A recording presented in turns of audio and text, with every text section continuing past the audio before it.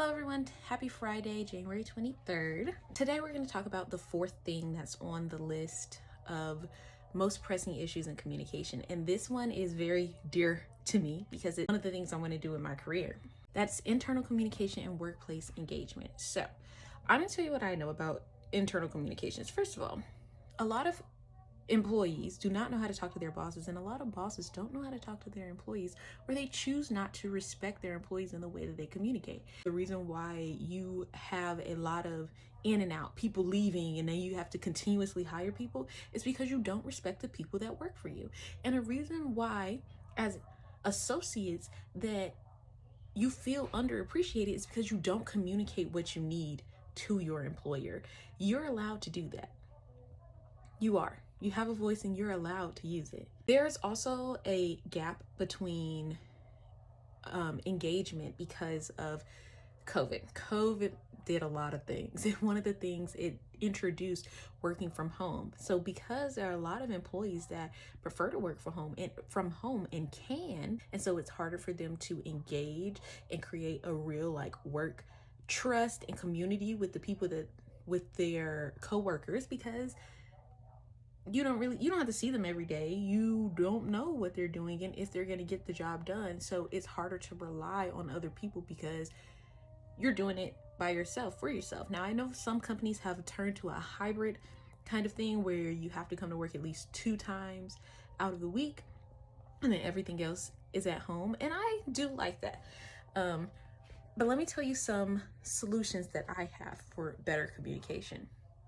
First of all, companies need to implement a plan. They need to get someone in there that's going to help them to communicate better. The reason why you don't communicate well and there's so many problems going on with your company is that you don't realize that you don't communicate well. Everyone thinks that they're a great communicator until it comes time to communicate and somebody else tells you that you don't do it well. This all goes back to listening and listening well. There needs to be team bonding activities. It doesn't need to feel like I just come here and I work and I go home and that's it. And people need to care about what they're doing. If I don't care about the task that you've given me to do, I'm not going to do it to the best of my ability because I don't know why it's being done. You need to be saying why.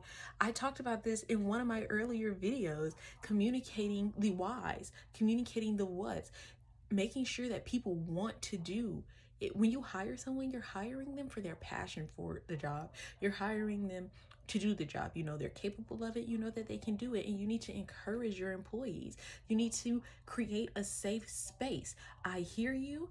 I'm listening to you, and I care about what you care about. It's not only the company for me, it's you.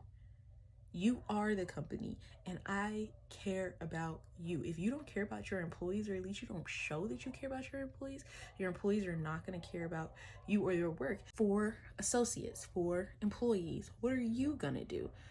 You're going to speak up. You're going to speak your mind. You're going to say what it is you have to say. I feel this. This is what's going on. Speak up for yourself. You want a promotion? You need to speak up about that. You want to move forward. You want to get things done. You don't appreciate how something was handled. You need to bring that to them, because if you don't communicate how you feel, then it goes unnoticed. People don't know that you're bothered by something if you don't address that you're bothered by it. Come up with solutions. Don't just bring problems to the front, bring solutions too. All right, that's all I have for you today, and I will talk to you all tomorrow.